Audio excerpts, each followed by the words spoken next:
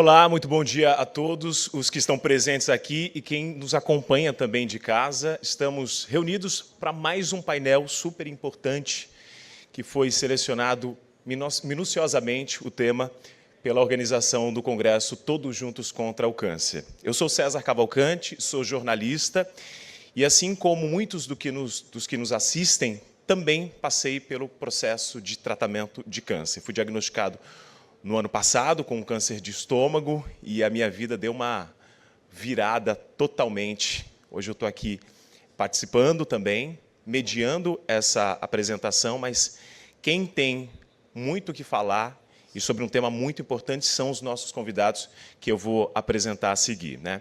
Como eu falava, eu também tive um diagnóstico, isso foi relatado numa série para o Jornal da Band, a série Câncer, Virei Paciente, e ali eu acho que um mosquitinho ali da conscientização me picou, e eu acho que esse mosquitinho é o que chegou a todos vocês e que move a gente rumo a ter um país menos desigual quando a gente fala de acesso, quando a gente fala de tratamento de câncer.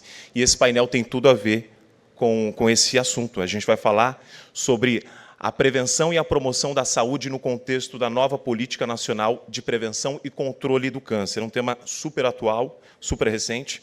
A nova política ela define diretrizes fundamentais para que possamos atuar de forma eficaz na prevenção do câncer e na promoção de uma vida mais saudável para todos os brasileiros. Entre essas diretrizes estão o fortalecimento de políticas públicas para a criação de ambientes saudáveis, a promoção de hábitos alimentares adequados, como o aumento do consumo de frutas e verduras e o enfrentamento de fatores de risco como o tabagismo, o consumo excessivo de álcool e o sobrepeso. Outro ponto essencial da PNPCC é o combate à exposição a agentes cancerígenos, sejam eles relacionados ao ambiente de trabalho ou ao cotidiano das pessoas. Essas ações são mais do que apenas políticas, são passos concretos que podem salvar vidas. Porém, para que essas diretrizes saiam do papel, é necessário um esforço coletivo de todos os setores da sociedade, incluindo o governo, as instituições de saúde, o setor privado e, claro, cada um de nós que está aqui. Hoje a gente vai ter a oportunidade de ouvir especialistas e representantes de instituições que trabalham colocando as diretrizes da PNPCC em prática. Eles vão compartilhar conosco as estratégias que estão sendo implementadas para reduzir a exposição a fatores de risco e promover a saúde, cada um com a sua perspectiva e expertise.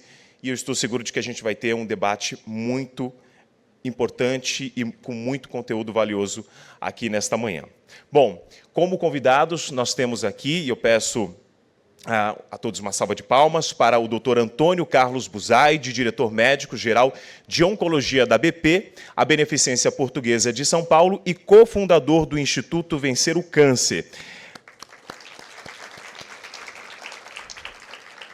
Temos também a Paula Jones, diretora executiva da ACT Promoção da Saúde, socióloga e mestre em estudos de desenvolvimento internacional. Desde 1998, ela coordena projetos voltados à promoção dos direitos humanos, equidade de gênero, preservação do meio ambiente e saúde pública.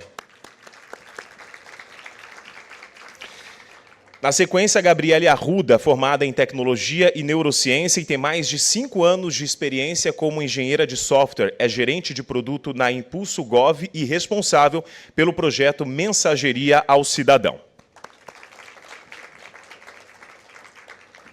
Temos também aqui a Cristina Assunção, mestre em administração com especialização em marketing pela Thunderbird School of Global Management, no Arizona, nos Estados Unidos. Ela está à frente do Instituto Protea, como diretora executiva desde 2019. Muito obrigado a todos os presentes. A gente está vendo aqui que temos pessoas de diferentes áreas, né? Então o debate vai ser bastante produtivo. E você que está nos acompanhando, tanto aqui presencialmente quanto em casa, também pode colaborar. A gente vai colocar um QR Code aqui, em que é possível você escanear e fazer uma pergunta. Eu peço que essa pergunta seja direcionada ou ao Dr. Antônio Carlos Buzaide, a Paula Jones, a Gabriele Arruda ou a Cristina Assunção. Isso depois que cada um tiver uma fala, a gente vai abrir, então, para essas perguntas. Eu vou começar, então, chamando aqui para o púlpito a Paula Jones, que vai trazer o case dela. Muito obrigado.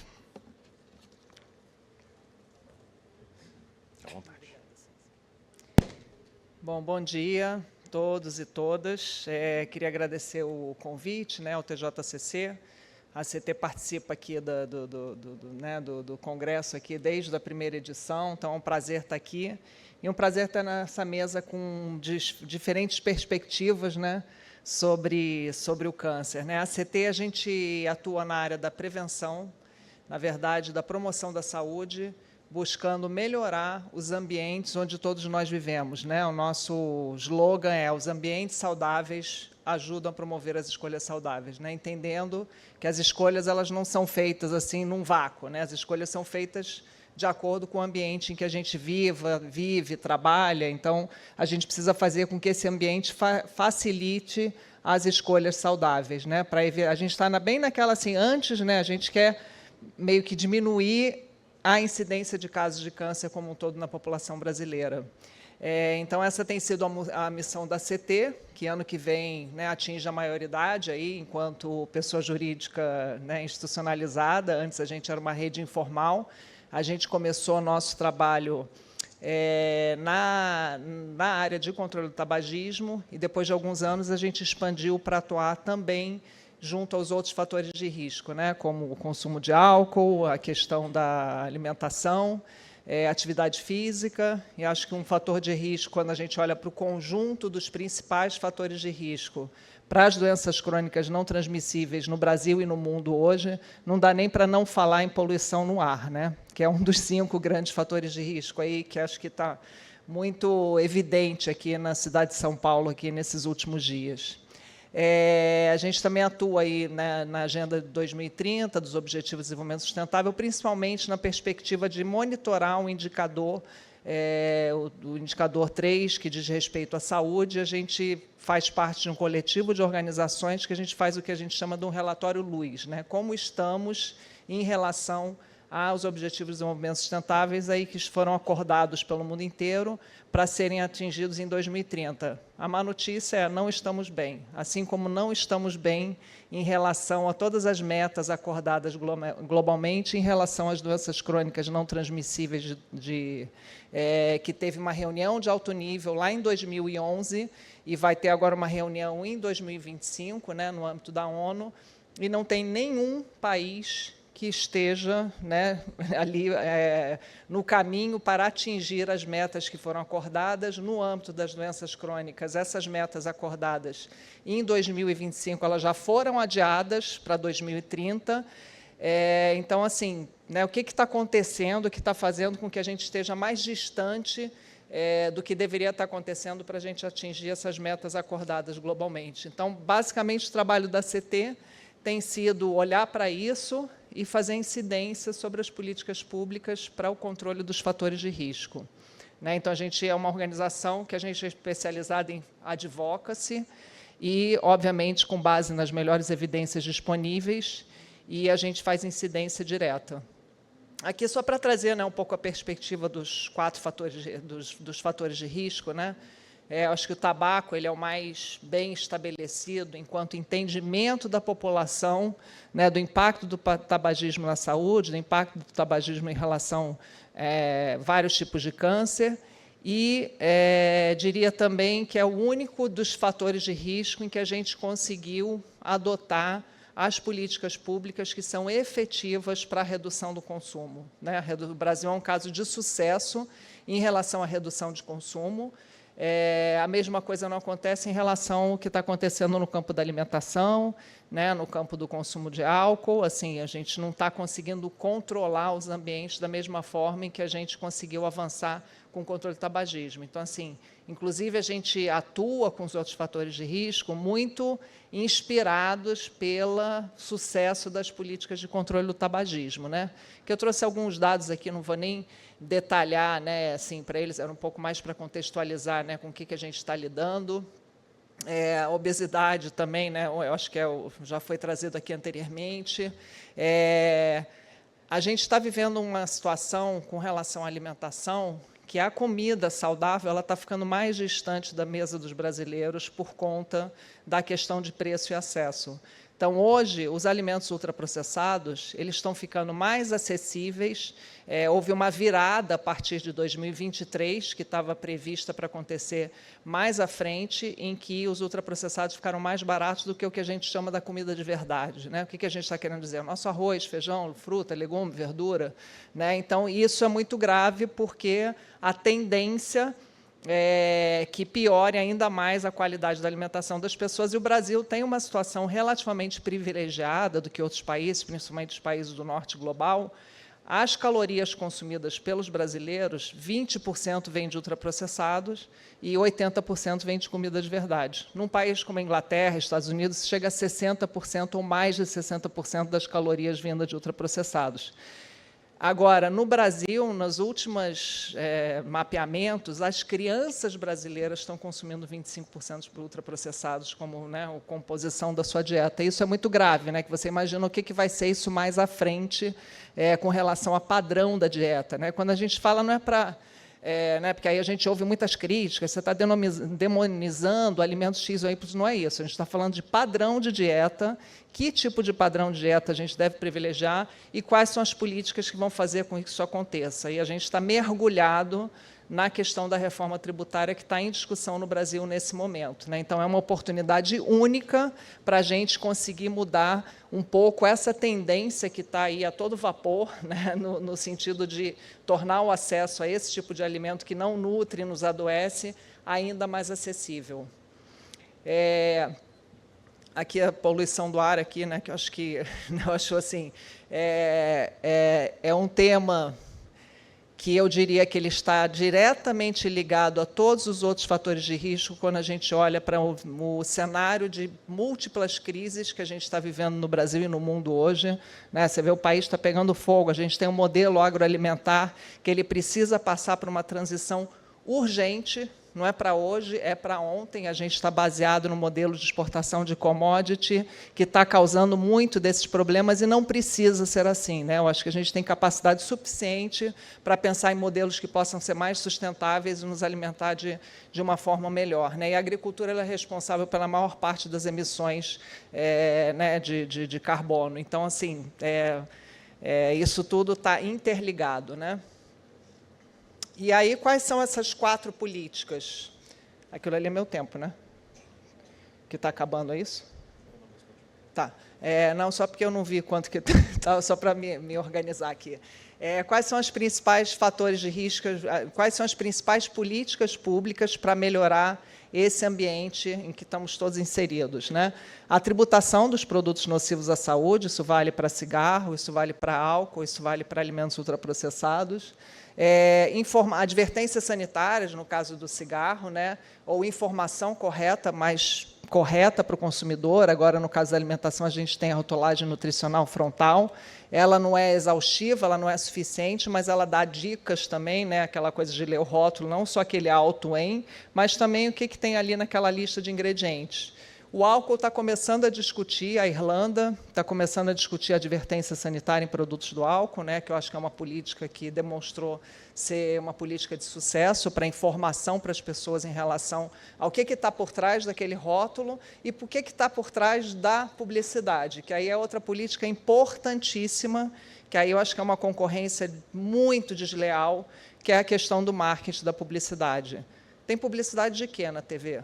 Alguém aqui já viu publicidade de alguma coisa assim, boa para a saúde? É raro você ver um cenário desse, né?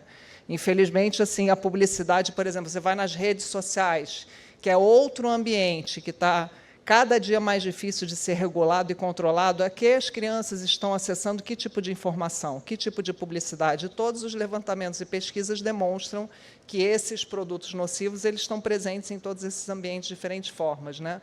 No caso do cigarro, que a gente conseguiu a restrição da publicidade do cigarro convencional, patrocínio de esporte, grandes eventos esportivos. A gente agora está com um enorme desafio do vape, que está em todos os lugares, a publicidade através de influenciador, TikToker, enfim, né? Eles vão se renovando também com novas roupagens, né?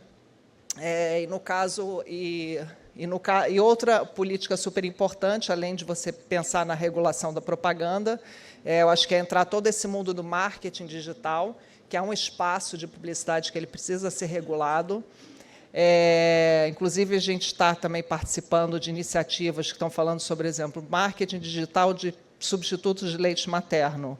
Isso é uma questão. Não é que eles não devam ser utilizados em situações em que eles são absolutamente necessários, mas eles não devem ser promovidos como melhores do que o leite materno. A gente já viu essa história antes, eu não sei aqui quem conhece a história, mas quem conhece a história lá dos anos 70, que as mães eram induzidas a acreditar que o leite lá da Nestlé era melhor do que o leite materno, e para as pessoas deixarem de amamentar, né? Então, esse é um ambiente que precisa ser regulado, porque ele está muito presente aí na vida, aí, né? E essa alimentação aí na primeira infância ela é muito fundamental para a nossa saúde aí também no longo prazo. E outra política importantíssima é a regulação dos ambientes. No caso do cigarro, a gente está falando dos ambientes livres de fumo, que, felizmente, a gente avançou muitíssimo no Brasil. Não foi fácil, né? Eu não sei quem lembra aqui, no caso de São Paulo, quando a gente teve a discussão da regulação, eram milhares de matérias no jornal, uma discussão reclamando do direito da pessoa fumar. Isso, bom, ninguém tem, até se você tem o seu direito individual de fazer mal à própria saúde, você não pode fazer mal à saúde da pessoa que está naquele mesmo ambiente.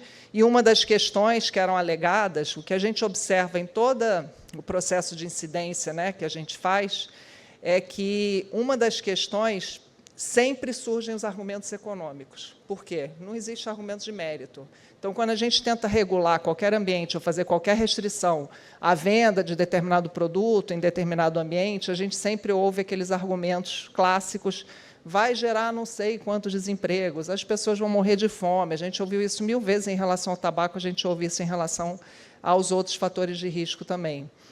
No caso da alimentação, você pode falar de regulação, ambientes institucionais, você pode falar da regulação de escola, você pode falar da regulação de ambiente hospitalar, que eu acho esse um grande debate. Assim, você vai num hospital, né, privado, chega lá o acompanhante, oferece um frigobar cheio de refrigerante, cheio de porcaria. Quer dizer, eu acho que isso é uma coisa assim, você está induzindo, banalizando o consumo de coisas que não deveriam ser induzidas naquele ambiente, né? Sem falar na alimentação do próprio paciente, que eu fico toda vez meio enlouquecida se eu estiver, né, acompanhando alguém, alguma coisa, eu fico assim, não é possível que é isso que está sendo servido no ambiente hospitalar, né? Então, acho que tem todo esse universo aí, que é um universo super passível de ter melhoria, né? Eu acho que tem alguns casos de sucesso, hospitais que estão tendo hortas, né, associadas à alimentação hospitalar, você tem soluções possíveis para isso. No caso do álcool também, né, você tem que, né, regular os pontos de venda, a disponibilidade, você tem casos de sucesso de restrição de horário, de funcionamento de bares com relação à venda de álcool, quer dizer, você tem algumas medidas também que são super importantes, né? Ou seja, todas essas medidas elas servem para todos os fatores de risco. E a principal medida, que eu quero dizer que a gente está mergulhada nesse momento, através da reforma tributária, é a questão da tributação. A gente cansa, às vezes, de ouvir, né, na resistência, que imposto não funciona. Gente, preço é muito determinante para a escolha de consumo. Se você tiver que falar de um dos fatores de risco, ou de uma das políticas públicas mais eficientes, isso com base em todos os monitoramentos que são feitos, é a questão do preço. É a questão do preço final, isso vai impactar na decisão de consumo, principalmente nas populações, no segmento da população mais vulnerabilizado. E a gente, lá atrás, ouvia do cigarro, puxa, mas você vai, coitado, o pobre vai ficar com o quê? Vai tirar o cigarro do pobre? Eu acho isso um comentário assim, de um mix, aí, de uma perversidade, né, misturada aí, com um grau aí de elitismo curioso. Sim, tem que aumentar o preço do que faz mal para a gente está ouvindo isso hoje muito fortemente na discussão sobre os ultraprocessados. Tem que aumentar preço, por quê? Porque a gente precisa dar acesso à comida mais saudável. Compara o preço de uma fruta, se você está com fome em algum lugar, com o preço de uma porcaria qualquer empacotada, um biscoito recheado, a bolacha, né, que fala mais em São Paulo. Enfim, né, compara o preço dessas coisas e aí você vê que já tem um problema de origem, né, na questão do acesso. Então, aqui eu trouxe algumas campanhas que a gente faz nas diferentes áreas, né? Essa do álcool a gente começou a trabalhar mais recentemente, aí, com uma incidência mais direta aí na questão do consumo de álcool, né? De você conseguir avançar na regulação de álcool no Brasil, porque é uma área que até globalmente pouco se avançou. E a gente está com essa campanha aí, né, que é uma dose de realidade, trazendo informações sobre o álcool. A cerveja no Brasil, gente, ela tem quase que tributação negativa, tá? Porque ela se beneficia de uma série de manobras, através, inclusive, da Zona Franca de Manaus, é a mesma coisa para os refrigerantes, ou seja, existem distorções graves que a gente precisa corrigir. Aqui é a nossa campanha em relação aos ultraprocessados na reforma tributária. Eu acho que não é o caso aqui de entrar em detalhes, mas tem uma grande discussão sobre a cesta básica de alimentos, o que vai entrar lá, que a gente defende que sejam somente os alimentos saudáveis. Vai ter uma parte dos alimentos que tem uma alíquota reduzida, que a gente também defende que os ultraprocessados não entrem nessa alíquota reduzida.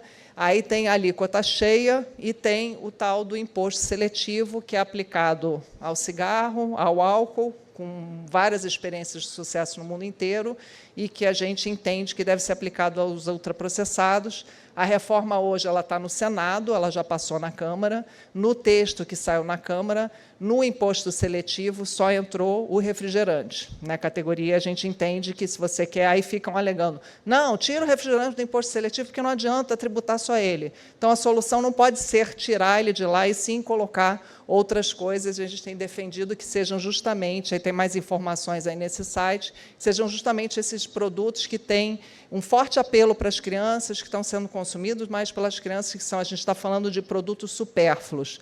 Pode parecer exagerada uma comparação assim entre cigarro e alimento, mas, se você olhar para algumas categorias de produtos, ela não é tão exagerada assim. Eu tenho certeza que, mais na frente na história, a gente vai olhar para trás e falar, nossa, né? Que nem hoje em dia você entra num restaurante, não há um estranhamento se alguém acender um cigarro dentro do restaurante? Eu, hoje, tenho esse estranhamento com uma latinha de Coca-Cola em cima da mesa. Eu acho que isso vai acontecer um dia, né, à medida que o nosso entendimento sobre o impacto na saúde do consumo desses produtos diariamente, que era uma coisa que antigamente podia ser numa festa, no final de semana, hoje em dia é diário em todos os lugares. Né? Então, acho que esse estranhamento ele precisa, sim, ser causado para a gente conseguir avançar. Aí eu convido aí também, quem quiser conhecer mais essas... tem o reformasaudável.org.br, que a gente tem feito muitos estudos sobre esse assunto. E, por fim, assim, em termos das campanhas que a gente tem no momento, tem a questão do vape, que eu acho que é o novo grande desafio aí na questão do controle do tabagismo, as novas roupagens da manutenção aí da dependência de nicotina, que é outro tema também que está bastante quente na discussão, no debate público, em relação... O que a gente faz agora com esse novo desafio, se é um tema que a gente tinha avançado tanto na redução da prevalência, e agora com esses produtos tão atrativos, em especial para o público jovem, o que fazer com isso? Aqui, enfim, a gente, como eu falei, a gente faz advocacy direto, a gente faz um seminário anual em Brasília, onde a gente coloca membros da nossa rede, assim, para, inclusive, ter essa experiência de contato e conversa direto com os parlamentares, e várias ações de mobilização. E queria trazer um elemento sobre a reforma tributária. A gente está acompanhando esse debate não só no Brasil, mas a nível mundial. A gente tem distorções tributárias hoje no mundo todo, no mundo, assim, tem um documentário interessantíssimo, liderado por aquele economista que já foi prêmio Nobel, Joseph Stiglitz. Eles fazem análises assim, as transnacionais, gente, elas estão pagando 0,005% de imposto desses produtos que estão nos matando, por conta da arquitetura financeira global, que permite que você faça uma série de manobras e não pague impostos. E isso é uma distorção que eu acho que está ligada a essa arquitetura financeira global, que ela precisa mudar, porque a gente precisa de uma arquitetura financeira que seja promotora da saúde e não promotora de doenças. Só para trazer esse um exemplo. Então, a gente tem o nível global e tem o nível nacional, que, se a gente olhar para o Brasil e para o nosso plano safra, o quanto que a gente está financiando e subsidiando da produção de commodities para exportação, versus o quanto você financia de uma agricultura mais saudável, que, inclusive, promove serviços ambientais, tem distorções muito graves aí nesse cenário. E aqui um convite aí para vocês conhecerem também, quem não conhece, as páginas da CT e as campanhas. E obrigada aí pela oportunidade de trazer essa perspectiva para o debate.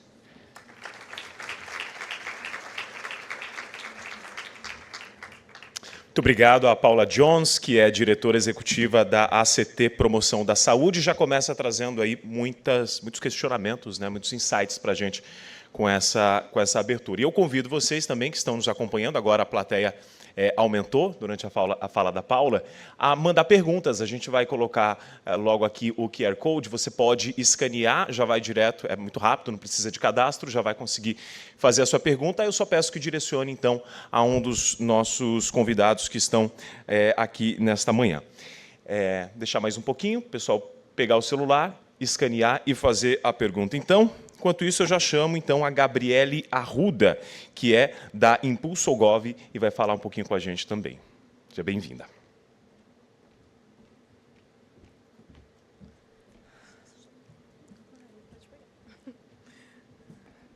Bom dia. Primeiro, eu agradeço a oportunidade, tanto nos dada ano passado, pela presença do nosso diretor, João, quanto esse ano. Como falaram no início, eu sou gerente do projeto de mensageria.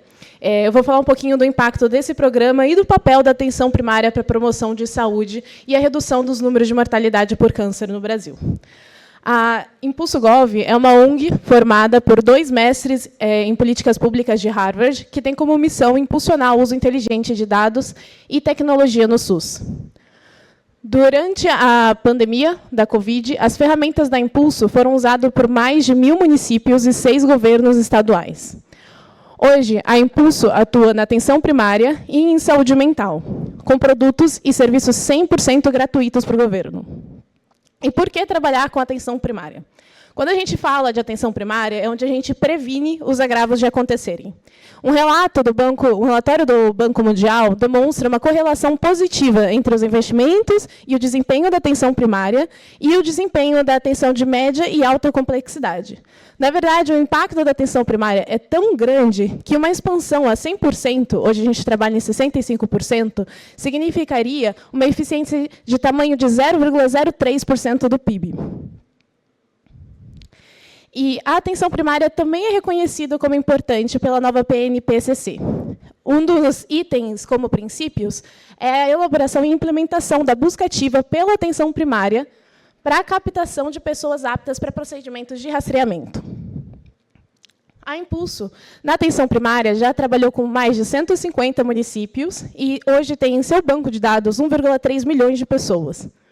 Pessoas como o seu Antônio e a Antônia, que são pedreiros, empregados domésticos de Pernambuco, e sofrem com diabetes, cegueira, e que precisaram, a Antônia, enfrentar um tumor no útero, que são completamente SUS-dependentes. E são só alguns exemplos de diversas pessoas que sofrem por causas evitáveis. Esses, por um acaso, são os meus avós, mas poderiam ser qualquer um dos 158 milhões de pessoas completamente SUS-dependentes, em que cada 2 de 3 são negros e 70% são mulheres.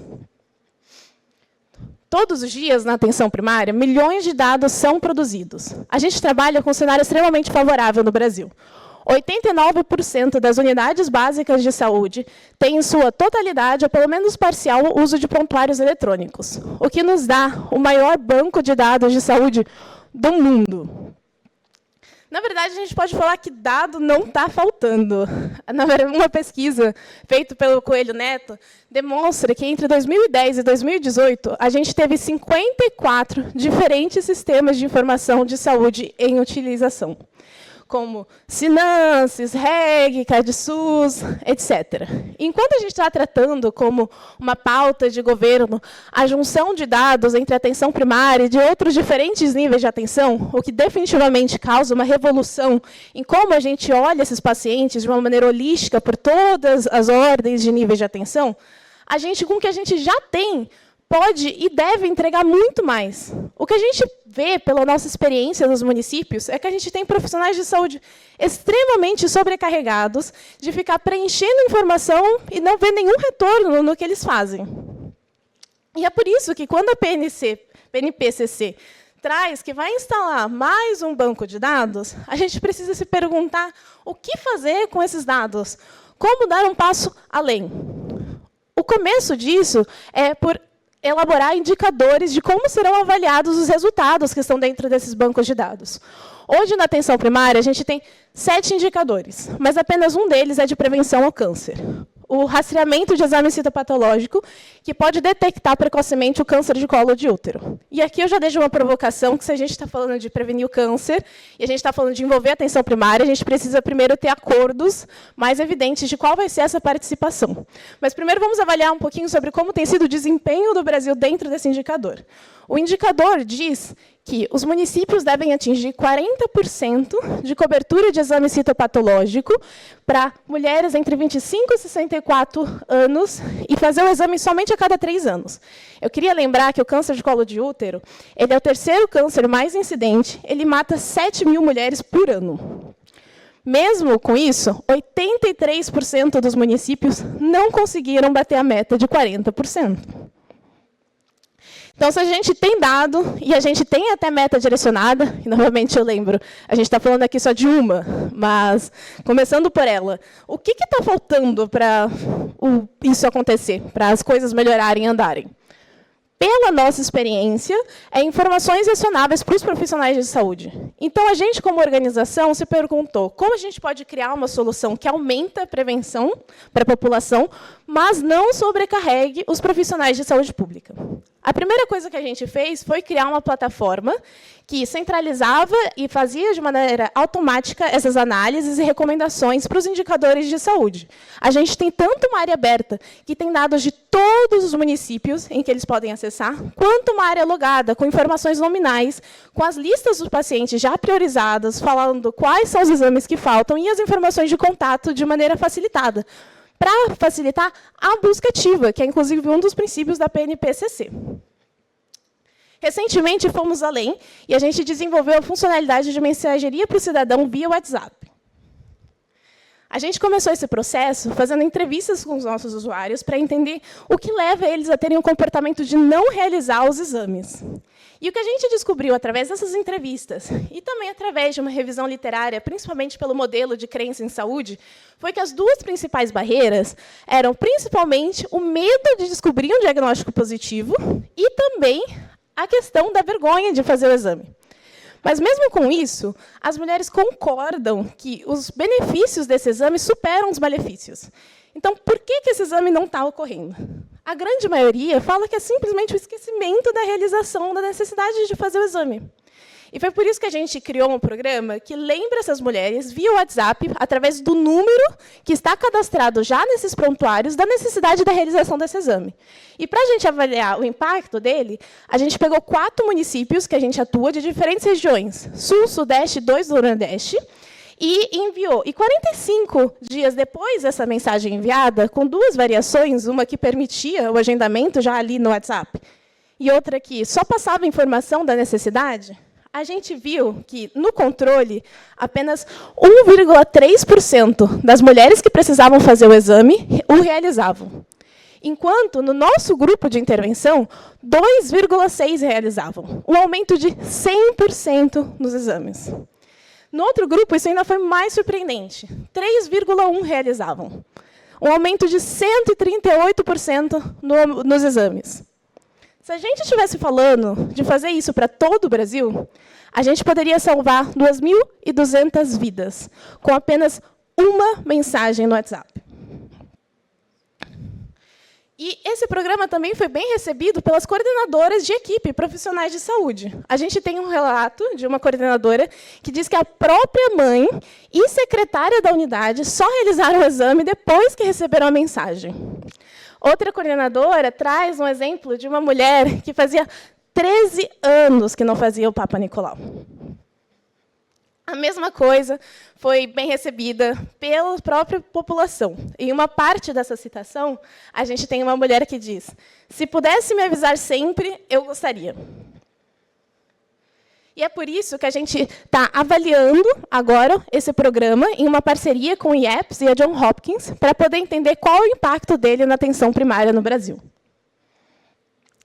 E a gente pode, com isso, fazer muito mais. A gente pode expandir para diversas temáticas e explorar a mudança de comportamentos para atitudes mais saudáveis. Hoje, na Impulso, a gente está oferecendo a nossa plataforma para 80 municípios e estamos oferecendo agora para mais 20 a mensageria. A gente tem uma meta de atingir 300 até o final do ano de 2025 e 120 no programa de mensageria. Mas a gente tem uma fila de espera muito maior do que isso. A gente tem mais do que 1.000 municípios aguardando para poder receber a ajuda da Impulso. E a gente só consegue atingir esses municípios aqui com parcerias públicas e privadas, inclusive com a parceria do Todos Juntos contra o Câncer, onde, para a elaboração das mensagens que eu mostrei ali, 2 analistas de comunicação, o Simone e o André, nos ajudaram na elaboração. E, para finalizar, a nossa visão é a de uma saúde mais inteligente e mais equilibrada. Se antes a gente tinha unicamente coleta de dados, a gente está falando de gerar informação. Se antes a gente tem ACS que não conseguem chegar na população, a gente está vendo eles utilizando tecnologia para chegar nos mais necessitados. Se antes a gente tinha uma população que esperava as doenças irem para estágios mais graves, a gente quer uma população diagnosticada, tratada e curada precocemente. Isso a gente só acredita que a gente vai conseguir com prevenção, educação, usando tecnologias e dados já existentes do SUS e com financiamento da atenção primária.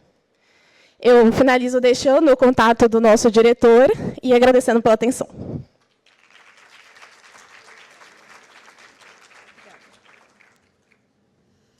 Interessantíssimo esse case apresentado da mensageria, e a Gabi falou dos avós, né, do Antônio. Eu lembro da minha mãe, que vive esquecendo também de fazer os exames, né? Ou adotar isso para não esquecê-la, com certeza. Isso faz a gente pensar, né, em tantas formas de prevenção, né, doutor Buzaide, que podem ser situações simples, né, que podem ser evitadas se a gente realmente tivesse como lembrar as pessoas, né? A gente pode talvez citar, sei lá, a vacina do HPV, por exemplo, né, o quanto que faz diferença. Bom, a gente vai seguir agora, chamando aqui, então, a Cristina Assunção, do Instituto Protea, que também vai trazer a fala inicial dela. Seja bem-vinda. Bom dia, obrigada pela oportunidade de estar aqui com vocês, falando e apresentando o trabalho do Instituto. Eu não sei se vocês sabem, mas 1 em cada 8 mulheres no mundo vai ter câncer de mama ao longo da vida, e no Brasil, 1 em cada 4 que recebe o diagnóstico não sobrevive 5 anos, por 2 razões principais: o diagnóstico tardio e a falta de acesso ao tratamento. O Protea ele nasceu para dar acesso ao tratamento a essas mulheres SUS-dependentes. Como a Gabi falou, 158 milhões de brasileiros são 100% SUS-dependente. E a gente nasceu para dar acesso ao tratamento rápido, digno e de qualidade para essas pacientes que são diagnosticadas. O tempo médio de espera para diagnóstico e tratamento é mais de 1 ano. E a gente sabe que existem leis, existe uma lei de 30 dias para o diagnóstico, existe uma lei de 60 dias para o início do tratamento, e a gente precisa que essas leis sejam cumpridas. A gente precisa empoderar as pacientes com informação para que elas lutem pelos direitos delas. O Protea nasceu em 2018, a primeira parceria que a gente fez foi com o Hospital Santa Marcelina. A nossa fundadora, a Gabi Antice, que está aqui presente, ela teve câncer de mama 2 vezes, e ela não pôde aceitar que a funcionária de uma amiga tinha recebido um diagnóstico e estava esperando 6 meses para começar o tratamento. E ela falou, porque eu, por ter plano de saúde, tenho um acesso imediato ao diagnóstico e ao tratamento, e essa pessoa está esperando. A gente começou essa parceria com Santa Marcelina, a gente já beneficiou mais de 1.800 pacientes com tratamento completo. Só que no primeiro ano de trabalho nosso, o que a gente viu? Mais de 50% das pacientes chegam em estágios avançados da doença. Se a gente quer reduzir a taxa de mortalidade, se a gente quer salvar vidas, a gente precisa trabalhar no diagnóstico precoce. A gente começou, em 2021, 2 projetos em diagnóstico precoce, e um deles é o que eu vou focar aqui, que é um projeto de inteligência artificial. A gente trouxe uma tecnologia do MIT, que é uma universidade americana. Eles desenvolveram, a chefe da ciência da computação, que chama a doutora Regina Barzilay, junto com a chefe da radiologia do MGH, que é o Mass General Hospital, elas desenvolveram um algoritmo que lê a mamografia e consegue prever o risco da mulher desenvolver o câncer de mama em 5 anos. Como é feito isso? É um machine learning, né? É um treinamento de máquina, através de muitos dados, de muitas mamografias, são milhões de mamografias que fizeram parte desse algoritmo. Então, pela qualidade do tecido, ele dá a chance da mulher desenvolver o câncer de mama. E a ideia qual é? Não é dar o diagnóstico, mas mudar a forma com que é feito o rastreio do câncer de mama no mundo. Hoje, o rastreio do câncer de mama ele é feito em base à idade. Aqui no Brasil, a gente trabalha com 2 idades diferentes. As sociedades médicas preconizam que a mulher faça a mamografia a partir dos 40 anos, anualmente, e, pelo SUS, as mulheres têm acesso à mamografia a partir dos 50 anos, a cada 2 anos. A grande maioria dos casos de câncer de mama acometem mulheres com mais de 50 anos, mas, nos últimos anos, devido a inúmeros fatores, como a Paula apresentou, de alimentação, obesidade, sedentarismo, tabagismo, alcoolismo, vem aumentando muito o câncer de mama numa população jovem. Então, se a gente quer reduzir a taxa de mortalidade da doença, a gente precisa atacar, a gente precisa diagnosticar mais precocemente. E isso não é só benéfico para a mulher, que vai ter mais de 95% de chance de cura de um câncer, como o câncer de mama, que hoje os tratamentos são muito eficazes. O doutor Buzaide pode até falar melhor do que eu, que não sou médica. Mas, se a gente continuar diagnosticando as mulheres em estágios tão avançados da doença, primeiro, custa muito mais caro o tratamento, e as chances da gente salvar essas mulheres são cada vez menores. Então, esse projeto está em implementação como um projeto de pesquisa lá no Hospital Santa Marcelina, que fica em Itaquera, aqui em São Paulo. A gente validou a tecnologia em parceria com o Hospital de Barretos, o Hospital do Amor. Foi 1 ano de validação. A gente validou com máquinas, tanto da Hologic, que tinha sido feita a validação no mundo com máquinas Hologic. Aqui no Brasil, a gente validou a tecnologia tanto com máquinas Hologic como máquinas GE, que a maior parte das máquinas que a gente tem no Brasil são da GE. A validação foi incrível para toda a população, para todas as etnias. Existem outros algoritmos já no mundo sendo usados, mas não tão eficazes como este. E esse trabalha, na verdade, na definição do risco.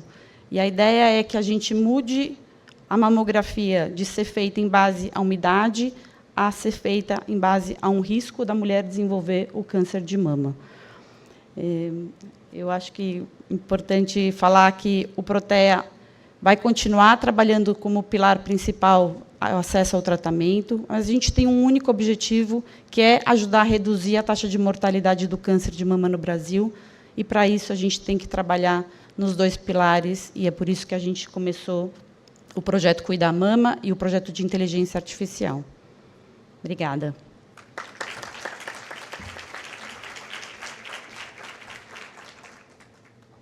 Obrigado, Cristina. Cristina Assunção, do Instituto Protea. Agora a gente vai abrir para as perguntas, e várias delas já estão chegando aqui. Eu lembro que tem um QR Code que você também pode contribuir, mas eu já abro agora com a fala inicial também do Dr. Antônio Carlos Buzaide, aí com vários cases apresentados, muitas informações apresentadas, e eu já queria começar perguntando também, doutor, porque eu acho que vai fazer sentido para essa abertura, qual que é o entendimento, efetivamente, dos impactos, né, que produtos que foram apresentados também, né, foram elencados aqui pela Paula, no acometimento de câncer, né? Essa é a minha pergunta inicial, e seja bem-vindo. Obrigado pela presença. Obrigado, César. Bom dia para todos. Bom, primeiro, parabenizar as fantásticas apresentações. Paula Jones vai ser ministra da Saúde, se eu for imperador. Já põe o time da TI já com a Gabi. Põe o Instituto Protea para ajudar na parte de inteligência artificial logo de cara. Vocês viram apresentações incríveis com soluções reais e que podem ser implementadas. O que a gente precisa é o outro lado entender e aceitar. Esse é o challenge, esse é o verdadeiro desafio.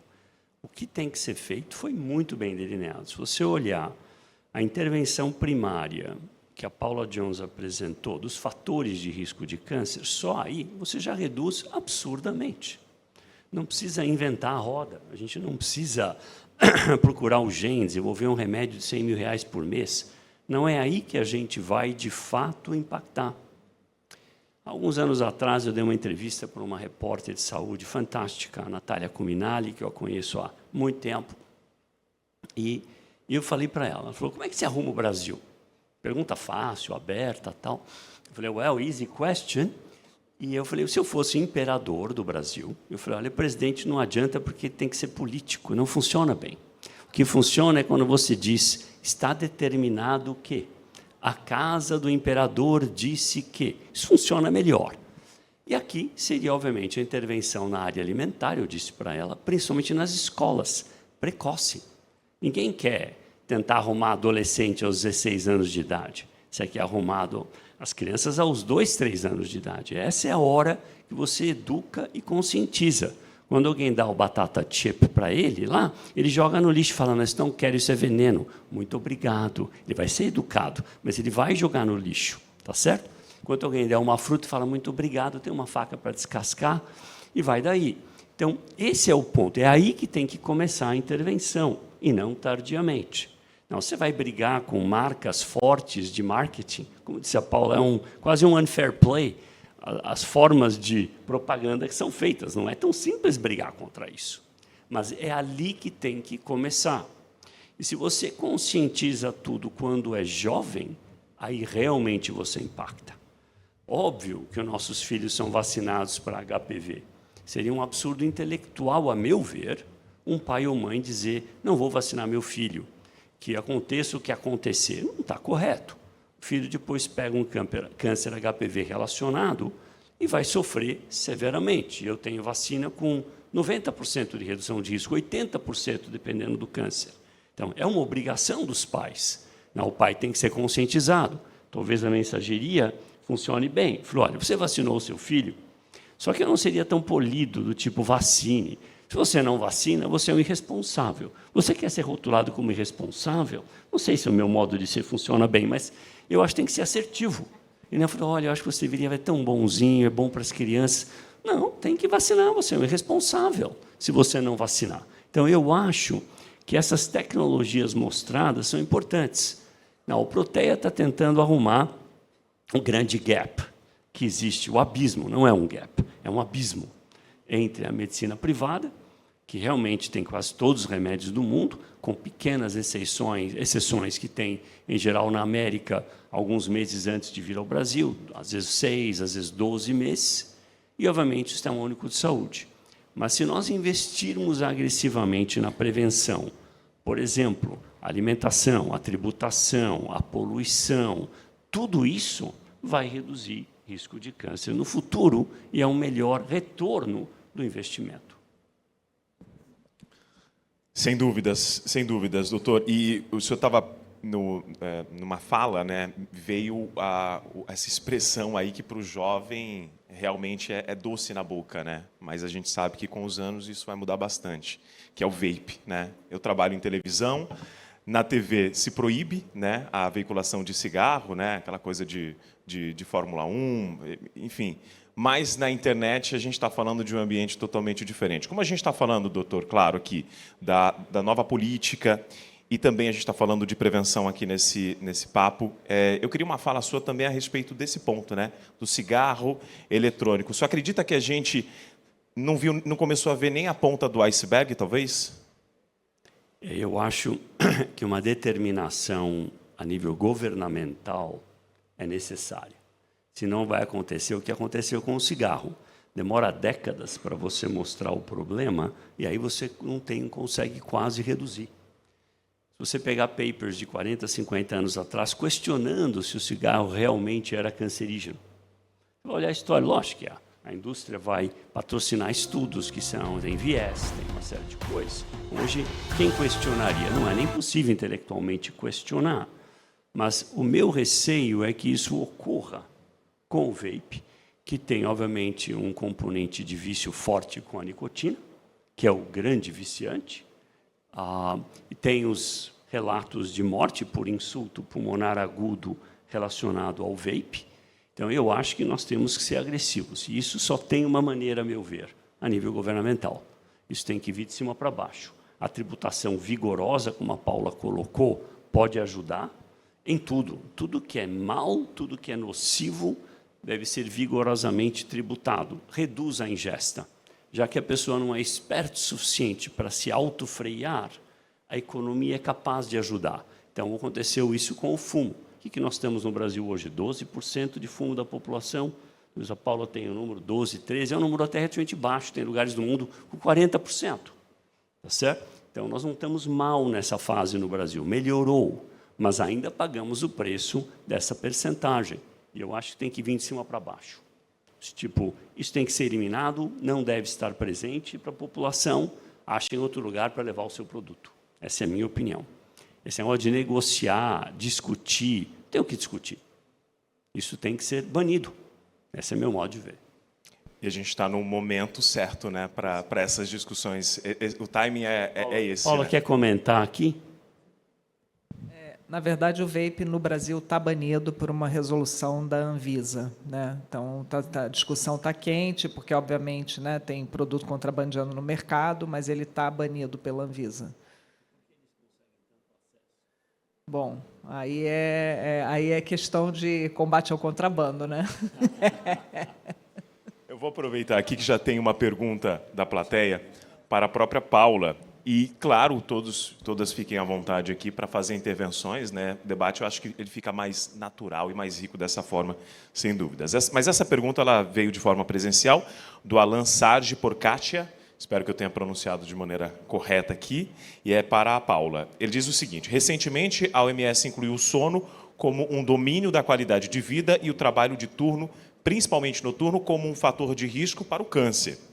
Você vê que existe alguma política pública para a melhoria da qualidade de sono na população brasileira, o que reflete diretamente no ambiente para dormir e nas leis trabalhistas? Pergunta complexa, né? Bom, vamos ver o que eu tenho capacidade de comentar dessa pergunta. Uma das questões que eu acho que é um grande desafio, né, que a gente está vivendo hoje é o nosso tempo de tela, né? Eu acho que isso é generalizado, né? Assim, a gente dorme e acorda com o celular enfiado na cara, né? Então, acho que tem isso, assim, até onde eu sei, isso impacta fortemente a qualidade do sono. E aí eu vou, assim, como a nossa pauta é muito... Vou até fazer um comentário sobre, né, que eu acho que é interessante fazer esse debate, a diferença entre educação e regulação. Educação acho que tem que ter para tudo sempre, mas aí eu concordo que algumas coisas elas têm que acontecer via regulação, né? Porque a educação não vai ser suficiente quando você chegar em determinado momento da vida, até, né, a gente viu isso com cigarro, né? Se a gente ficasse lá falando só da parte da educação, a gente não conseguiria reduzir, né, os índices de tabagismo no Brasil, porque, de novo, aquela concorrência desleal via marketing. Então, a gente precisa educar e precisa restringir o marketing.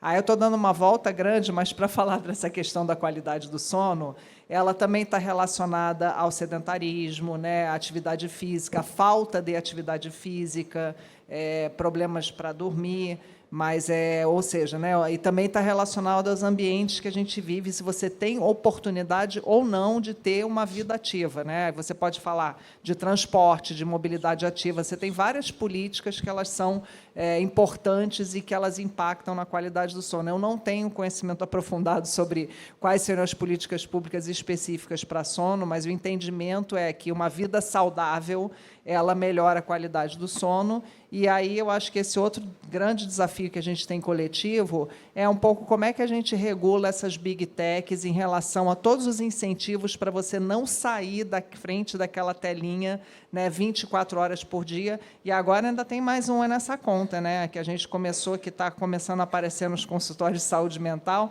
essa coisa dessa quantidade de marketing abusivo em todos os lugares das tais das bets. Eu estou impressionada com isso. Isso é um problemão de saúde pública. Só dizer que isso está ligado ao tempo de tela também, né? E me parece que a gente vive 40 anos em dois, né? Porque tudo acontecendo muito rapidamente. Só tem uma intervenção, né, doutor? Não, eu queria só comentar sobre sono e saúde. Então, o sono ele é necessário para o funcionamento adequado do sistema imune. O sistema imune é o que protege todos nós de câncer, infecções. Então, o sono adequado é imprescindível para a boa saúde. Vamos dar exemplo. Se você, ao invés de dormir as suas 7, 8 horas de sono, reduz para 5. O que acontece? E mede o sistema imune do paciente. Uma das células mais importantes do sistema imune chamam-se Natural Killer Cells. As células que matam naturalmente, não precisam ser específicas. Viu bandido, ela procura e mata. Vírus, câncer. Ela reduz quase 40%, só porque você encurtou o seu sono 2 horas. Então, eu obriguei os meus filhos a verem um vídeo educacional da TED sobre sono, sistema imune. Eu, em casa, tenho um termo, atividade compulsória. Já aprenderam a terminologia? Obrigatório. E eu vou fazer perguntas no jantar, é óbvio, para ver se viram, porque pode ser em velocidade 50 e falou que viu, está cheio de gente esperta por aí hoje. Então, a interpelação imediata. O que vocês aprenderam? Não, se o sono cai, o sistema imune fica ruim, pai. Ok, good. Então, acha que é uma boa ideia dormir ou não? Então, isso é importante. Então, o sono tem esse papel. E todos os cânceres, não esqueçam, aparecem por uma única razão. O sistema imune falhou. É a mesma coisa de por que invadem uma casa, porque entraram numa rede de internet, porque o sistema de segurança falhou. Todos têm a mesma causa. Então, sono adequado, saúde adequada, sistema imune melhor, menos doença. Muito bem. Vou seguir aqui agora com uma pergunta que foi trazida pela Heloísa, de forma presencial também, e é para a Gabriele. Gabi, ela diz o seguinte: pela visão dos dados que vocês têm acesso e que vocês analisam na ImpulsoGov, quais deveriam ser as prioridades na implementação na PNPCC? Dá para me ouvir? Sim, ok. Ótima pergunta. Acho que a primeira coisa é, eu falei, e eu acho que é muito importante que a gente tenha indicadores muito claros, tanto para atenção primária, quanto para atenção de média e alta complexidade. E a gente hoje já só está trabalhando com um indicador. Eu acho que, antes de responder quais deveriam ser as prioridades, acho que tem algumas premissas bem claras que devem ser. A gente está falando da nova reforma dentro dos indicadores da atenção primária, que o governo federal está trabalhando. A primeira leva de indicadores deveria ter saído no final do mês passado, ainda não saiu, mas a expectativa é que saiam 21 indicadores. E, muito provavelmente, nenhum deles deve ser de prevenção ao câncer. Então, a gente está falando de 21 novos indicadores, de 21 novas formas de cobrança para a atenção primária, para aqueles profissionais da ponta que, de novo, já são sobrecarregados, porque eles têm que fazer os atendimentos, e que provavelmente nenhum vai incluir a Política Nacional de Prevenção e Controle do Câncer.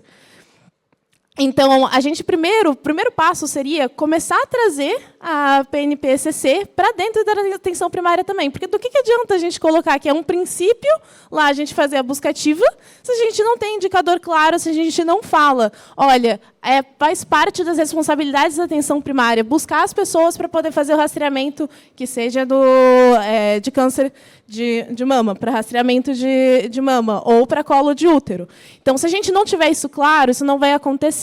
Se a gente já está falando de colocar 21, acho que o primeiro passo é, a gente primeiro precisa sentar essas mesas em conjunto para trabalhar junto para a construção desses indicadores. E aí eu sei que a pergunta era mais no sentido de o que anda pior para os municípios? O que a gente deveria ter como prioridade? Mas aqui, acho que isso foge um pouco do que é necessariamente o escopo, do que deveria ser só o desempenho atual, e sim do que a gente pode mais prevenir. Então, inclusive, eu acho que eu até repasso a questão. Acho que quem deveria trazer primordialmente isso deveriam ser, inclusive, os médicos envolvidos dentro da PNPCC. Acho que o Antônio pode comentar um pouquinho sobre quais são as principais atitudes. Mas do que a gente ouviu aqui, algumas atitudes podem ser ações coletivas para a gente poder trabalhar exercício físico e a quebra do sedentarismo, que vai prevenir outros e diversos cânceres, porque, novamente, a gente está trabalhando com imunidade, a gente está trabalhando com diversos fatores, e que hoje são ignorados. Então, acho que eu queria retornar aqui. Primeiro, precisamos conversar todo mundo e estabelecer mais claro quais são as responsabilidades de todo mundo e quais serão essas prioridades. Acho que, inclusive, divido um pouco a responsabilidade aqui com todos dessa banca. Ninguém está fora da equação, né? O médico que faz a conversa com o paciente tem um papel importante. Ontem, por exemplo, eu fui começar a imunoterapia num senhor idoso. E eu pergunto o que você come no café, no almoço, no jantar. Era um desastre o que ele comia. E para a imunoterapia funcionar bem, tem que ir a tal da dieta divina, que é a mais estimulante do sistema imune, a dieta mediterrânea-like. É o que estimula o sistema imune. Não, eu tenho um tiro para ajudar esse senhor.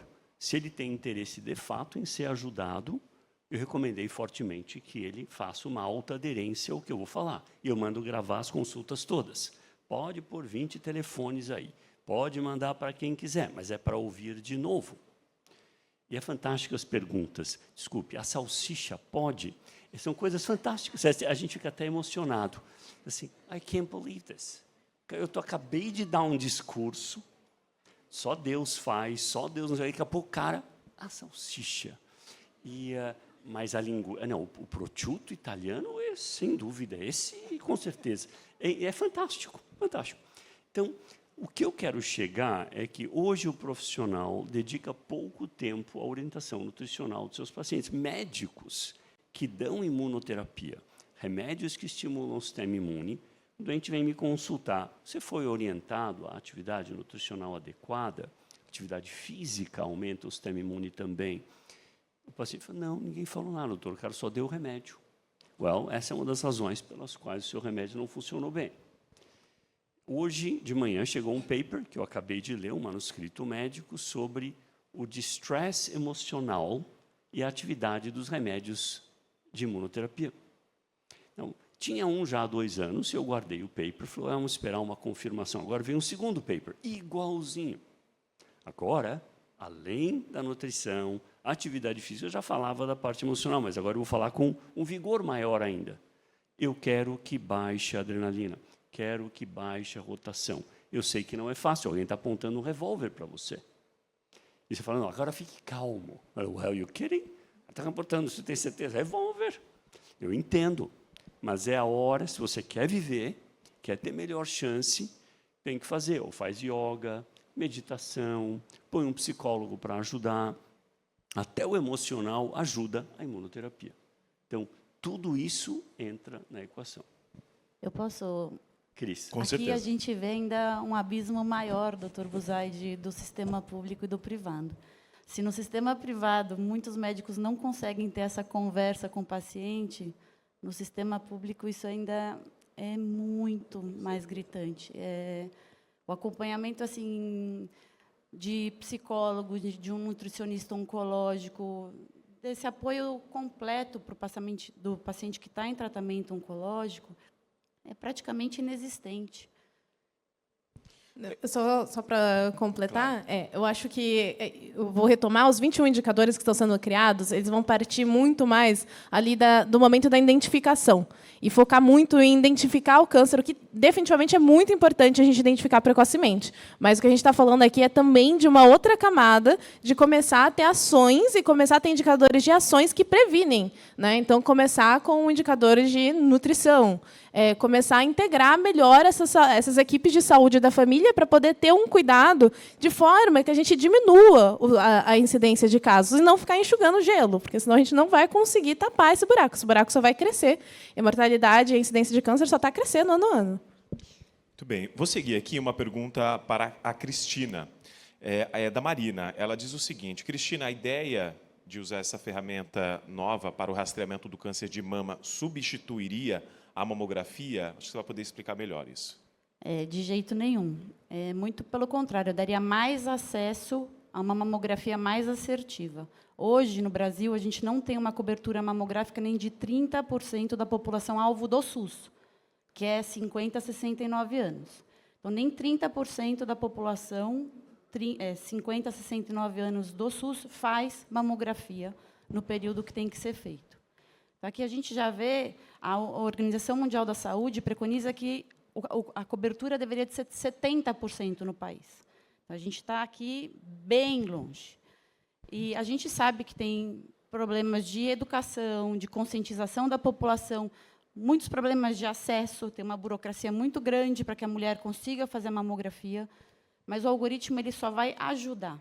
A gente vai fazer mamografia no espaçamento maior para mulheres que têm um baixo risco de desenvolver o câncer de mama, em um período mais curto de tempo para uma mulher que tenha uma maior chance de desenvolver o câncer de mama, porque a gente não vai evitar que ela tenha a doença, mas a gente vai conseguir diagnosticar mais rápido. E o tratamento de um câncer de mama em estágio inicial é muito mais simples, muito menos custoso para a mulher e para o sistema do que um tratamento em estágio avançado. Então, a gente vai fazer com que a gente consiga mais diagnósticos precoces e não o que está acontecendo, que mais de 50% da população tenha diagnósticos tardios. Também melhorar, né, os programas de rastreamento, né, sem dúvidas. A gente falou bastante sobre alimentação, e aí eu vou voltar um pouquinho nessa pergunta que é para a Paula. Essa pergunta é da Ana Drummond, e ela diz o seguinte: Paula, existe um movimento muito importante chamado Pacto contra a Fome. Você enxerga a possibilidade de unir esforços com quem está pensando a segurança alimentar do nosso país e discutindo políticas públicas sobre a possibilidade de ampliação da alimentação saudável? A linha de pensamento aqui é a importância da união de esforços com outros movimentos. O que dá para sair daí? Bom, essa pergunta aí tem tantas camadas, ramificações, mas vamos lá. Eu acredito assim que, obviamente, a união de esforços ela é fundamental para a gente conseguir avançar em políticas de um modo geral. Mas a gente também tem que ter um olhar crítico para quem são os atores do sistema, como ele está constituído hoje, e quem está ganhando com o sistema da forma que ele está constituído, e quem está perdendo ou pode vir a perder, e quais vão ser os incentivos para esses atores apoiarem as políticas públicas ou não, né? Então, obviamente, toda a discussão de segurança alimentar e nutricional é fundamental, né? A gente foca um pouco nessa ponta de reduzir os incentivos para aquilo que faz mal, mas não estamos descolados dessa conversa de dar acesso à comida de verdade. Porque, assim, né, diferentemente do cigarro, que você só diz que não, tira isso da tua vida, no caso da alimentação, a gente está falando de substituir o que faz mal por aquilo que nos nutre, nos alimenta de verdade, no sentido mais amplo da palavra, né, gente? Porque aquilo também que está nos adoecendo a nível do indivíduo são as mesmas coisas que estão adoecendo o planeta. Então, assim, a gente, enfim, né, eu acho super importante o envolvimento, mas, às vezes, a gente esbarra com alguns desafios. Eu vou ser muito, né, transparente aqui em relação aos desafios que a gente enfrenta na hora do jogo político lá dentro do Congresso, porque uma coisa é o que você diz defender a nível de narrativa, né? Defendo a alimentação saudável. E outra coisa é você chegar lá no que está acontecendo no Congresso e falar, não, mas isso não. Não, imposto seletivo para esses produtos aí não, porque, né, somos donos de todos os supermercados, o supermercado ganha muito dinheiro com essa fatia de mercado, não me interessa colocar isso naquela faixa de imposto mais cara. Então, acho que esse tipo de coisa precisa também vir à tona, né? O quanto que é uma narrativa vazia, porque, obviamente, ninguém na população vai ser contra o combate à fome, né? O combate à fome não tem coisa mais nobre do que o combate à fome, mas, assim, quais são, em termos de conteúdo, quais são as políticas que a gente, de fato, está apoiando para esse combate à fome? Porque tem toda a estruturação de um sistema alimentar que ele precisa ser coerente com esse combate à fome, e ele precisa aproximar os brasileiros da comida saudável, precisa aproximar, né, o consumidor final do produtor. Então, assim, tem coisas complicadas nesse cenário, que justamente vem quando esbarra, quando você fala, né, da política de fato lá na frente. Pode proibir o marketing? Ah, não, proibir o marketing não pode, né? Pode aumentar imposto? Ah, não, proibir aumentar imposto disso aqui não pode não, porque, né, uma parte, um segmento aí grande ganha dinheiro com isso. Então, a gente precisa repensar que sistema alimentar é esse que faz com que a gente esteja acontecendo esse fenômeno. Eu vou dizer uma coisa aí para finalizar. Existe, inclusive, uma disputa, que não é uma disputa do campo das análises científicas, existe uma disputa em relação ao conceito de ultraprocessado, mas essa é uma disputa 100% patrocinada pela indústria de alimentos ultraprocessados, porque se você olha para todas as meta-análises, os estudos populacionais, e agora, inclusive, estudos clínicos, não há dúvida de que essa transição de dietas, né, aumentando a proporção desses alimentos na dieta das pessoas, está adoecendo a humanidade. Mas isso está sendo disputado pela indústria. Então, existe muita confusão, porque a indústria chega lá, não, mas a gente quer participar e ser parte da solução. Aí o recado, assim, para mim, é muito claro o recado. Para mim, o melhor recado sobre esse assunto dos últimos anos que eu ouvi, que foi na cúpula de sistemas alimentares, é daquele economista, do Jeffrey Sachs, que analisa todos os grandes números, e falou, olha só, setor privado, você quer ser parte da solução? Obedece às regras e paga seus impostos. Vai ser a melhor parte de você, a melhor forma de você ser parte da solução. Né? Por que a gente chegou nesse lugar? Porque o sistema hoje, a questão que eu trouxe da tributação, que essas transnacionais não pagam imposto, a questão é que, hoje, o sistema premia, essa questão estrutural, está premiando quem está fazendo errado. E é isso que a gente precisa mudar estruturalmente. Então, assim, tem muitas nuances, é importante que todo mundo esteja apoiando o movimento, mas eu também acho que a gente não pode se deixar levar por falsas narrativas que defendem falsas soluções tecnológicas. Todo o debate da carne, a carne tem uma pegada ambiental absurda, ela não deveria estar na cesta básica, tá? Ela não deveria ter, né, porque assim, tem subsídio para isso, etc. Mas a solução também não é o plant-based ultraprocessado. Então, tem muitas pegadinhas nesse debate sobre alimentação que a gente precisa, eu acho que a gente precisa botar as cartas na mesa, né? Que dilema, né, doutor Buzaide? Entre vontade política, entre lobby, e a gente tem a ciência, né, doutor? Por isso que eu acho que a solução é um imperador, um bom imperador. Você imagine, vai lá, a Paula faz 1 quilhão de argumentação no Congresso, fala, mas esse não pode, na batata frita não vai poder mexer, porque esse é o pessoal que ajudou a gente aqui, patrocinaram a nossa campanha, aí fica complicado. Então, existe uma série de conflitos de interesse muito robustos nesse cenário, é onde reside. Mas, se a gente educar a população, a própria população, por isso que a dificuldade, tentar arrumar de cima para baixo, nós temos que usar todos os vetores que a gente tem. O vetor educação, que é o que a gente usa na própria casa. Tentar educar o filho a não receber a pressão externa. Lógico que eu entendo o grau de pressão externa não é banal, mas a gente começou dentro do útero já, começando a falar com a criançada dentro do útero. Guys, isso não é bom, isso é porcaria. E isso ajuda. Não vai ser perfeito, de vez em quando entra uma porcaria em casa e o imperador Buzaide tem que atuar imediatamente. Mas a minha área de atuação é pequena, tá certo? Então, eu acho que tentar a nível nacional, como a Paula faz, fantástico, mas ciente das forças externas vigorosas, e a educação, que é o que o Instituto Vencer o Câncer tenta fazer, através de conscientização da população. E eu acho que isso são ações que, eventualmente, vão minimizar, mitigar a magnitude do problema. Aproveitar a sua fala já, doutor, que tem uma pergunta que é direcionada para ti, justamente. Né? A gente falou sobre alimentação e agora sobre atividade física. É a Indiara Ferrari, ela diz, pergunta, quais são as principais evidências científicas que sustentam a relação entre a prática de exercícios físicos na infância e a prevenção do câncer a longo prazo? E como podemos integrar programas de atividade física adaptados para crianças em risco em políticas de saúde pública? Não é atividade física na infância, é life, vida toda. A atividade física ajuda o sistema imune. Eu já disse várias vezes, todos os cânceres ocorrem pela mesma razão. O sistema imune falhou.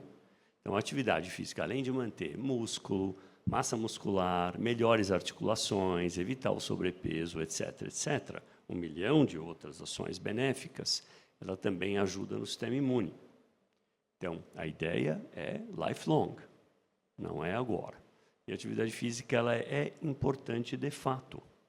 Então, 1 quilhão de estudos mostraram que a atividade física regular reduz risco de recorrência de câncer. Então, os pacientes que vêm no meu consultório, primeira pergunta, e tem umas que assim começam uma semana antes de a consulta, você está, lógico, Buzaide, 3 vezes por semana, mas que bom. Há quanto tempo começou? Aí o marido quieto, né? Daqui a pouco ele entrega a Buzaide, acabou de fazer. Começou agora, por causa da consulta. Ai, que bom, pelo menos começou. Aí eu falo para ele, agora é a sua vez de manter o negócio. Então, o importante é relevante, faz parte da ação do médico integrar. O paciente não entende que é importante. Falou, olha, você quer reduzir o seu risco de recorrer ao câncer? Você quer aumentar a chance de ver o neto? Quer aumentar a chance de ver o filho entrar na universidade? Então, tem que atuar em várias esferas, não uma só. Não, isso demora, isso é tempo de consulta. Às vezes o paciente pensa que isso não é importante, isso é crítico.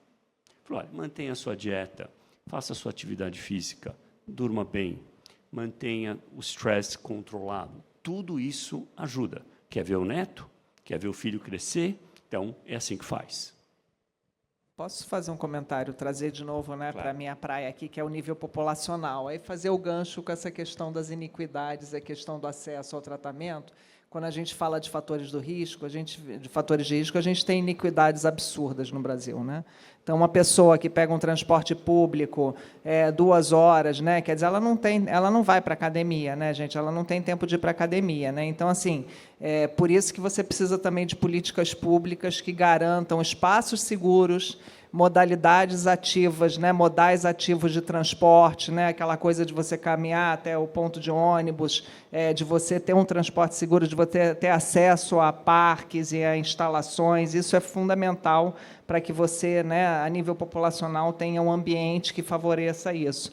E aí eu só vou trazer aqui, eu não sei se alguém aqui conhece, já ouviu falar, que é uma política pública muito recente que alguns municípios já implementaram, Caucaia, no Ceará, que está sendo um caso de sucesso, que são os casos de tarifa zero, que estão tendo impactos em todos os indicadores de saúde da população, seja de acesso ao local para comprar alimentos saudáveis, que aquela família toda que não iria por não ter dinheiro para pagar o transporte consegue ir, seja acesso a locais de lazer, e está tendo impacto em todos os indicadores de saúde a nível populacional, fantástico, e está sendo mais barato para a própria prefeitura que está bancando isso. Ou seja, vale a pena, às vezes, usar, né, isso é uma política local, municipal, que estão tendo impactos assim, incríveis, que vale a pena conferir como uma política de saúde também. Muito bem, muito bem. Bom, a gente tem ainda mais 13 minutos e eu vou deixar esses minutos finais para uma fala, né, de fechamento de cada um de vocês. Lembrando que nós trouxemos aqui hoje, claro, com as falas, muita coisa de prevenção, muitas ideias e soluções, né? A gente não está aqui só apontando o dedo, a gente está realmente, vocês estão mostrando, né, o que pode ser feito. E eu vou começar, então, agora, da ponta de lá para cá, com a Cristina Assunção, então, por gentileza, suas últimas considerações. Bom, queria primeiro agradecer esse conteúdo todo que só enriquece a gente, e acho que fica muito uma lição de a gente precisa mudar os nossos hábitos, antes de querer que os outros também mudem. A gente precisa lutar para que a gente tenha mais equidade no Brasil do público e do privado, porque não adianta a gente criar um monte de política e as pessoas que mais precisam não terem acesso, não têm acesso a uma educação, não sabem como recorrer a uma lei, não sabem como ter acesso a um alimento saudável, não têm tempo para praticar uma atividade física. Então, eu acho que fica uma lição para todos nós aqui. Assim, não depende de uma pessoa só, mas eu acho que se cada um vai fazendo um pouquinho, até a gente fala no Instituto Proteta, mas assim, se cada um doa um pouquinho, a gente consegue muito, a gente ajuda muita gente. Eu acho que nessas questões também, se cada um conseguir mobilizar ou conscientizar uma pessoa próxima, ou as pessoas que estão no nosso círculo, para evitarem vape. Eu tenho muitos amigos fumando vape e acham uma gracinha. Diferente de um adolescente que está naquela fase, né, mas 50 anos, zero gracinha, mas está acontecendo. Então, acho que se a gente conseguir ir influenciando as pessoas próximas a lutarem pelos direitos, a terem consciência de que uma alimentação saudável, que um sono restaurador para a gente cuidar do nosso sistema imunológico, a gente vai conseguir fazer muita diferença no nosso país. Obrigada. Sem dúvidas. Obrigado, Cristina Assunção, que é mestre em administração, com especialização em marketing e está à frente do Instituto Protea como diretora executiva desde 2019. Agora, passar a palavra para a Gabriele. Boa. Acho que como neurocientista, principalmente que estuda ciência comportamental, acho que o que eu deixo assim, de últimas palavras é que existem diferentes níveis de intervenção para um comportamento. A gente fala do mais alto nível, que é a proibição, ou até mesmo a taxação, que é principalmente o que a Paula trouxe aqui, do mais baixo nível, que é quando você começa a educação, que o doutor até trouxe. E acho que a gente precisa atuar em todos os níveis possíveis, porque nem sempre a gente consegue vencer todas as batalhas no nível mais alto e no nível de políticas públicas, e a gente consegue ir fazendo pequenas intervenções comportamentais para poder melhorar e potencializar a educação em saúde. E acho que, como mensagem final, eu só vou retomar o que o doutor falou, que é: a gente já sabe muito bem quais são os fatores de risco e o que a gente precisa fazer para evitá-los. Então, não necessariamente é revolucionar. Então, quando a gente fala um pouquinho de tecnologia, não é sobre revolucionar os tratamentos e ter um medicamento mais avançado, que seja uma longa pesquisa, mas, às vezes, conseguir reduzir os fatores de risco, estimular comportamentos mais saudáveis e fazer isso melhor e mais amplo para toda a população. Obrigado. Gabriele Arruda, gerente de produto na Impulso Gov e responsável pelo projeto Mensageria ao Cidadão. Paula, sua vez. Bom, vou começar aqui até dialogando aqui com a Cristina, depois com a Gabriela. Eu acho que, obviamente, assim, aquela ser a mudança que você quer ver no mundo é fundamental, né? Trazendo aquela frase. Então, acho que tem toda uma questão, enquanto indivíduos inseridos numa sociedade, a gente tentar ser a nossa melhor versão, né? E também eu acho assim, a gente está aqui num fórum privilegiado, né, com pessoas conscientes, né, interessadas nesse assunto. E aí eu sempre fico advogando, né, fazendo advocacy, nós todos podemos ser ativistas das boas causas, seja lá onde estivermos, né, para a gente conseguir ir né, avançando alguns degraus para a gente conseguir chegar naquelas regulações e que as pessoas entendam o porquê dessa regulação, o porquê, né, desse tipo de medida regulatória, o porquê que você precisa ter um imposto mais caro para o que faz mal à saúde, para a gente aumentando a nossa conscientização e sermos cidadãos e cidadãs para além do momento de votar, né? Quando a gente está falando de uma democracia, todo mundo tem espaços que pode fazer isso e contribuir com essa agenda. Obrigado, obrigado. Paula Jones, diretora executiva da ACT Promoção da Saúde. Doutor Antônio Carlos Buzaide. Nós ouvimos hoje 3 fantásticas apresentações que delinearam problemas e soluções. O desafio é a execução disso tudo. Mas cabe a todos nós a responsabilidade de tentar fazer com que isso ocorra. O Instituto foca em educação para empoderar, o Instituto Vencer o Câncer, foca na criação de novos centros de câncer. Esse ano, até o fim do ano, vamos ter 20 centros de câncer em áreas remotas para poder melhorar a qualidade do cuidado de câncer em áreas remotas do Brasil, através da pesquisa clínica e também influenciando, obviamente, políticas de saúde, que é um grande desafio.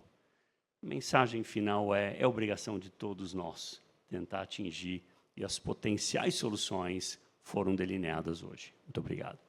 Obrigado, doutor Antônio Carlos Buzaide, diretor médico-geral da Oncologia da BP, a Beneficência Portuguesa de São Paulo, e cofundador do Instituto Vencer o Câncer. Eu sou César Cavalcante, me sinto privilegiado com a presença de vocês e a gente poder aprender um pouco mais. Então, peço uma salva de palmas para os nossos convidados.